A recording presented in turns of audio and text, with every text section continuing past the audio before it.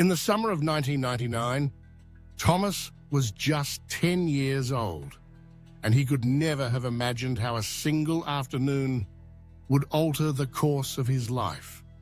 He and his family lived in a housing complex on the eastern outskirts of Paris, where the grey concrete buildings stood in stark contrast to the wildflower fields that still clung to the city's edge. It was a Sunday, unbearably hot, and as they often did, Thomas and his younger sister Camille spent the day in the vacant lot near their home. They were trying to fly a red kite, painstakingly crafted from wrapping paper and barbecue skewers, a creation born of imagination and the simple joys of childhood. Camille was 7, her hair always tied in 2 tight braids, her laughter light and infectious, brightening even the most indifferent of neighbors. Thomas, the older brother, was always vigilant, always protective, until that afternoon when he looked away for less than a minute. He was adjusting the kite's line, focused on the task, when he realized he could no longer hear the sound of Camille's footsteps chasing the kite's shadow on the ground. He called her name, once, then again. He walked in circles, growing more frantic, shouting for her, but only silence replied. At first, he thought she was playing a trick. Camille loved to hide and jump out at him from behind the trees. But as the minutes dragged on, her absence became a weight pressing on his chest. Fear crept in and relentless. Thomas ran back to their building, taking the stairs 2 at a time, sweat pouring down his face, his heart pounding. He found their mother on the balcony, hanging laundry, and he could barely get the words out. Camille was gone. The police were called. Neighbors scoured the area. For days, nobody slept. But there were no clues, no witnesses. The only trace left behind was the red kite, tangled in a tree branch, a silent witness to an afternoon gone wrong. Thomas recounted what he had seen. A tall man wearing a blue cap and a black jacket standing near the lot, watching Camille. He told them the man was close to her when he looked away. But no one else had seen this man, and as time passed, doubt began to creep in. Some whispered that Thomas was inventing things, that he was in shock, confused. Others suggested Camille had simply wandered off and gotten lost. Another tragedy with no villain, just misfortune. Gradually, the search efforts dwindled. Time marched on, indifferent to heartbreak. Thomas grew older, but his guilt grew faster. He never spoke of the red kite again.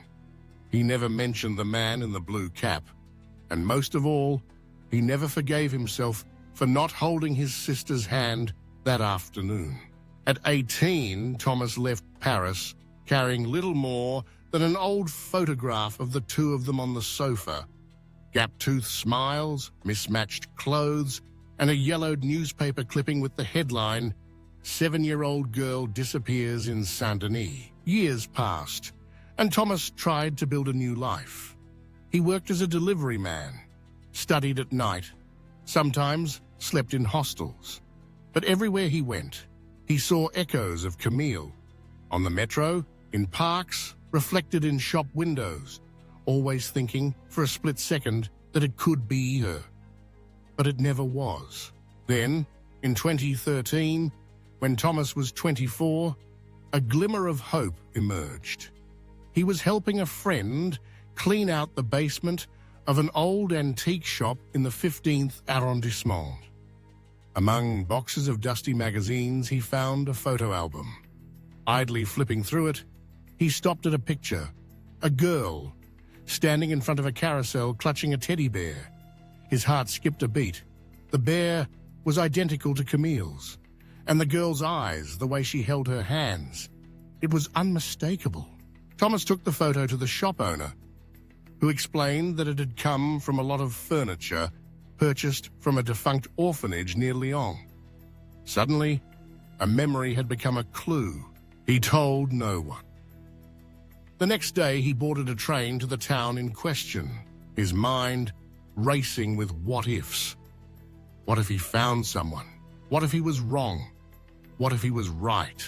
Upon arrival, he visited orphanages, schools, hospitals, showing the photo, asking questions. No one recognized the girl. Finally, at a community center, a social worker looked at the picture with a thoughtful frown. She asked him to wait. She returned minutes later, her expression careful, almost guarded. She sat across from Thomas and told him the girl in the picture resembled a young woman named Clara, who had been coming to the center for years. Clara was quiet, about 21, and according to her records, she'd been left as a small child on the steps of a local hospital with no identification. Thomas tried to steady his shaking hands. He asked if he could meet her. The social worker hesitated, then explained that Clara worked part-time at a florist and would return to the center later that day. She asked him to wait. The hours crawled by. Thomas sat on a bench clutching the photo, his heart pounding. He replayed that day in his mind.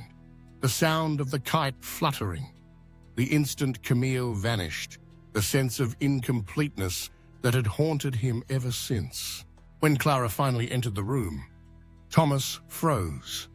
She had the same eyes, now older, the same facial structure, the same cautious way of moving, scanning her surroundings.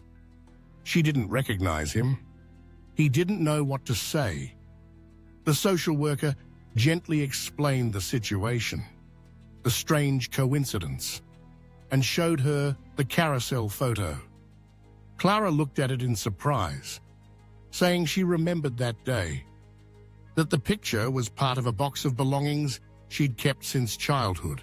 Her story was fragmented. She'd grown up in foster care, told she'd been abandoned. She remembered little of her early years.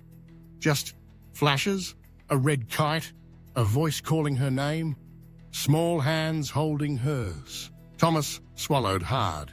Every word confirmed what he barely dared to hope.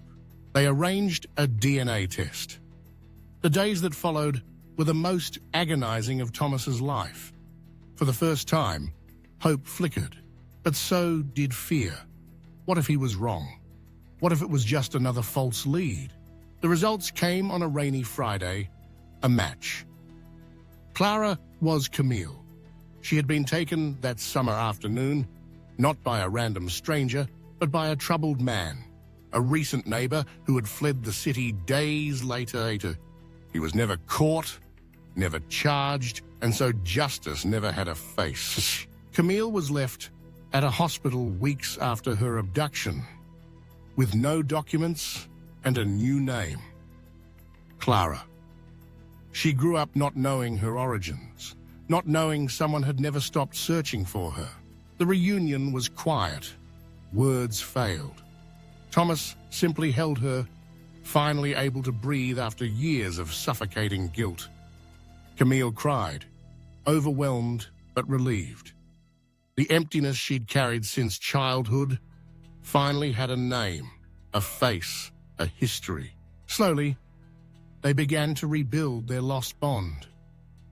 Camille met her mother, aged by years of sorrow and silence.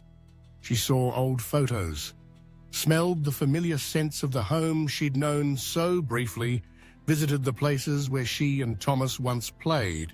Camille didn't recover every memory, but she regained what mattered most. Her story, her name, her family. And Thomas at last forgave himself. He realized that while he couldn't protect her that day, he had never stopped searching, never stopped loving her. Today, they live in the same city. They don't dwell on the past, but cherish every moment they have now. Thomas keeps the red kite framed on his apartment wall. a symbol of what was lost and what was found.